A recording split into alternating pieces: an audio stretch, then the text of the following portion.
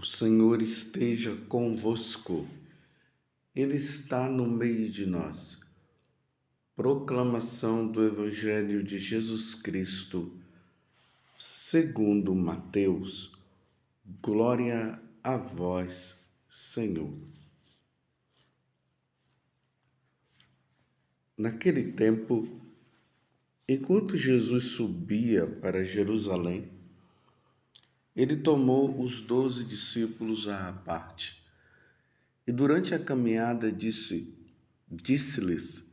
Eis que estamos subindo para Jerusalém, e o Filho do Homem será entregue aos sumos sacerdotes e aos mestres da lei. Eles o condenarão à morte e o entregarão aos pagãos para zombarem dele, para flagelá-lo e crucificá-lo. Mas no terceiro dia ressuscitará. A mãe dos filhos de Zebedeu aproximou-se de Jesus com seus filhos e ajoelhou-se com a intenção de fazer um pedido. Jesus perguntou: O que tu queres? Ela respondeu: Manda que estes meus 2 filhos se sentem no teu reino, um à tua direita, outro à tua esquerda. Jesus então respondeu-lhes: Não sabeis o que estáis pedindo? Por acaso podeis beber o cálice que eu vou beber? Eles responderam: Podemos. Então Jesus lhes disse: De fato, vós bebereis do meu cálice, mas não depende de mim conceder o lugar à minha direita ou à minha esquerda. Meu Pai é quem dará esses lugares àqueles os quais ele os preparou. Quando os outros 10 discípulos ouviram isso, ficaram irritados contra os 2 irmãos. Jesus, porém, chamou-os e disse: Vós sabeis que os chefes das nações têm poder sobre elas e os grandes as oprimem. Entre vós não deverá ser assim. Quem quiser tornar-se grande, torne-se vosso servidor. Quem quiser ser o primeiro, seja vosso servo. Pois o Filho do Homem não veio para ser servido, mas para servir e dar a sua vida como resgate em favor de muitos. Palavra da salvação. Glória a vós, Senhor. Meus irmãos e minhas irmãs, mais um dia da semana. Estamos na quarta-feira da segunda semana da Quaresma, nos preparando assim para a Páscoa do Senhor Jesus. E essa preparação se dá através dessa grande convocação que a Igreja está fazendo para todos nós católicos. Jejum, penitência,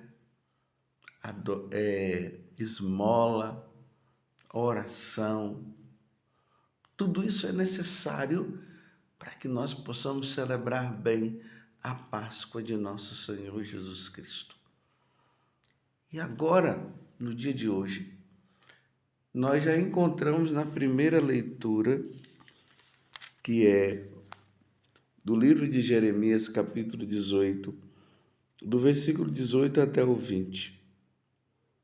Aqueles dias disseram eles: Vinde para conspirarmos juntos contra Jeremias. Um sacerdote não deixará morrer a lei, nem um sábio o conselho, nem um profeta a palavra. Vinde para o atacarmos com a língua, e não vamos prestar atenção a todas as suas palavras. Jeremias é uma prefiguração de Jesus Cristo. Os inimigos de Jeremias estão dizendo: vamos atacá-lo porque um sacerdote não deixará morrer a lei, nem um sábio o conselho, nem um profeta a palavra. Então, se é assim, vamos então atacá-lo, vamos pegá-lo. Essa palavra dá para entender justamente essa caminhada que Jesus está fazendo. Se lembra que ali no tempo comum nós estávamos vendo dia após dia o Evangelho de São Marcos e nós vimos Jesus que tinha entrado na sinagoga lá em Cafarnaum. Ele expulsou o demônio de um homem. O povo ficou admirado, depois levaram muitos doentes, Jesus curando os doentes, Jesus ensinando, o povo admirado com as palavras que saíam da boca dele. E eles diziam: nós nunca vimos um homem falar com tanta autoridade assim. Mas as autoridades religiosas já estavam planejando de matar Jesus. E Jesus foi percebendo, na medida que a fama dele ia crescendo, e isso é importante nós notarmos, a fama dele estava aumentando, tanto que em todas as cidades ali da Galileia, o que se falava era Jesus, esse tal Jesus, esse grande mestre, é o filho do carpinteiro, é o filho de Maria. E já estava saindo ali dos territórios de Jerusalém, da Judéia, de Israel, já estava indo para outros países, como a Síria, a Decápole, aquelas cidades, 10 cidades pagãs. Era a fama de Jesus estava crescendo, mas as autoridades religiosas já estavam percebendo que Jesus poderia ser um problema para eles e planejaram matar Jesus. E Jesus, percebendo que tudo isso estava acontecendo, agora ele já começa a dizer para os discípulos. Hoje nós estamos no Evangelho de São Mateus, o capítulo 20, do versículo 17 a 28. Jesus estava subindo para Jerusalém. E aí ele chama os 12 discípulos à parte. E aqui precisa se notar que os 12 seriam justamente aqueles que iriam levar a boa nova a todas as nações depois da sua ressurreição. E Jesus começa a dizer para eles: eis que estamos subindo para Jerusalém, e o Filho do Homem será entregue aos sumos sacerdotes e aos mestres da lei. Eles o condenarão à morte. Vocês veem que todas as vezes que Jesus fala, e ele falou mais ou menos umas 3 vezes para os discípulos isso, aqui em especial aos apóstolos, porque, como se fala, os discípulos eram 72 discípulos, mas os apóstolos eram os 12. Todas as vezes que Jesus falou, eles não entenderam. E aqui está dizendo que enquanto Jesus falava da sua morte, a mãe dos filhos de Zebedeu se aproximaram pedindo que a Jesus que os 2 filhos ficassem uma à direita, à sua esquerda. Ela gostou da fama, a fama de Jesus estava se espalhando, ela estava muito feliz de saber que os 2 filhos dela estavam ali com Jesus e já estava ali preocupada, querendo que os 2 tivessem um lugar privilegiado. E aí, E Jesus começa a falar uma coisa muito importante. A mãe dos filhos de Zebedeu aproximaram-se de Jesus com seus filhos e ajoelhou-se com a intenção de fazer um pedido. Jesus perguntou: o que tu queres? Ela respondeu: manda que estes meus 2 filhos se sentem no teu reino, um à tua direita e outro à tua esquerda. Está vendo a intenção dela? E Jesus então respondeu-lhe: não sabeis o que estás pedindo. Por acaso podeis beber o cálice que eu vou beber? Eles responderam: olha que os 2 discípulos estavam, os 2 apóstolos, né? Estavam querendo mesmo, hein? Estavam querendo. Então Jesus olha para eles e diz: vocês estão dispostos a beber o cálice que eu vou beber? Eles responderam: podemos, sim. Vocês querem? Podemos. Estão, por acaso, com disposição para beber o cálice que eu vou beber? Eles responderam: podemos. Então Jesus disse: de fato, vós bebereis do meu cálice, mas não depende de mim conceder o lugar à minha direita ou à minha esquerda. Meu Pai é que dará esses lugares àqueles para os quais eles os preparou. Então vejam, meus irmãos, Jesus está falando uma coisa muito importante. Os seguidores dele terão que passar pelo mesmo caminho que ele passou. Será levado aos tribunais, como Jesus já havia falado. Será condenado. Depois de condenado, mortos,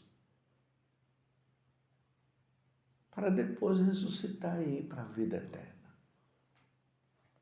Esse é o caminho dos seguidores de nosso Senhor Jesus Cristo. A calúnia, a perseguição,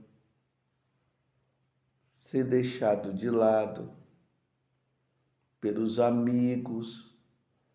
Os inimigos estarão ali cercando, procurando uma maneira de prender, de caluniar. Porque muitas vezes as pessoas pensam que seguir Jesus significa ter glória, ter fama. Quantas pessoas seguindo Jesus estão ainda nessa fase da fama? É a primeira fase, é a fase da multiplicação dos pães, é a fase da batição de palmas, da glória. Hoje é assinar livros, é tirar foto, fazer uma selfie, mandar uma mensagem para alguém da família, quando é sacerdote, mandar uma bênção, e as pessoas são cercadas por multidões. Essa é a primeira fase. A segunda fase é quando vai se gerando incômodo. Incômodo, tanto as autoridades religiosas que não querem levar uma vida segundo o Evangelho, e nós vimos ontem Jesus falando isso ali no Evangelho de São Mateus, capítulo 23, ele mostrando para os discípulos: vocês estão vendo os mestres, os doutores da lei, façam o que eles dizem, mas não façam o que eles fazem, porque eles não vivem o que estão dizendo. E as autoridades as civis, que vão colocando leis que vão contra o Evangelho, que vão contra os mandamentos, que vão contra Jesus. E essas leis vão sendo criadas e vão colocando justamente em perigo os seguidores de nosso Senhor Jesus Cristo. Aí entra as autoridades religiosas que querem ser fiéis e o povão que quer ser fiel. E aí chega num momento que vai se percebendo que a caminhada é para a cruz, é para a morte, é para derramar o sangue. É para esta situação e essa pergunta que Jesus falou. Jesus perguntou: o que tu queres? Ela respondeu, quando Jesus fala para a mãe, né? Manda que estes meus 2 filhos se sentem no teu reino, um à tua direita e outro à tua esquerda. Jesus então respondeu-lhes: não sabeis o que estás pedindo? Por acaso podeis beber o cálice que eu vou beber? Eles responderam: podemos. Eles não sabiam o que estavam dizendo, não. Mas Jesus está fazendo essa pergunta para mim e para você. Você está dispostos? Vocês estão dispostos a beber do mesmo cálice que eu bebi? Você está disposto a ser morto pela fé na igreja? Você está disposto a derramar o sangue, professando a fé em mim? Aqui é Jesus que está falando. Dizendo que eu sou o Salvador, que eu sou o Senhor, que não existe outros deuses. Vocês estão dispostos a negar as leis civis que vão contra os meus mandamentos, ou vocês estão querendo proteger a sua própria vida?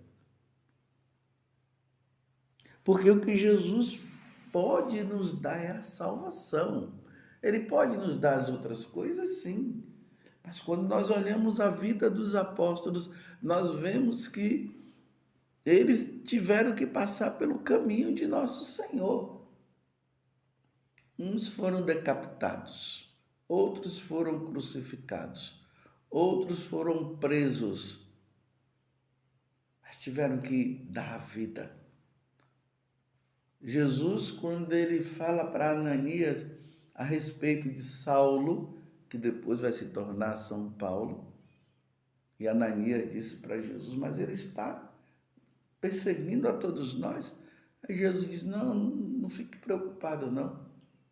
Reza por ele. Impõe as mãos sobre ele. Porque depois ele vai entender o quanto que ele vai sofrer por minha causa. E foi verdade. Paulo, depois de um tempo, quando ele estava indo para Jerusalém não, para Roma, ele já percebia que ele ia terminar morrendo pela causa de Jesus. E os amigos dele, os anciãos que ele havia reunido, estavam dizendo: então não vá não. E ele foi decapitado. Diante deste mundo que nós estamos agora, aonde os pagãos, as autoridades estão se reunindo para decretar morte aos cristãos, morte aos católicos, você está disposto a continuar professando a sua fé em nosso Senhor Jesus Cristo? Você está disposto a beber desse cálice e receber como recompensa a vida eterna, o céu, a vida com Deus, a visão beatífica? Você está disposto a morrer por nosso Senhor Jesus Cristo?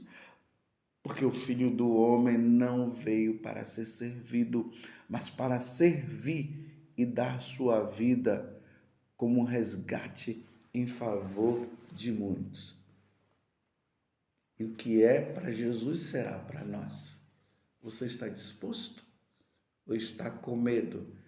Está com medo dos processos? Ou o seu medo? Qual é o medo que você deve ter? Dos processos humanos ou do processo de Deus? Qual o medo que você tem? De ser preso neste mundo? e depois ganhar a vida eterna, ou ser preso eternamente no fogo do inferno e de lá nunca mais sair. Louvado seja nosso Senhor Jesus Cristo, para sempre seja louvado, e a nossa mãe, Maria Santíssima.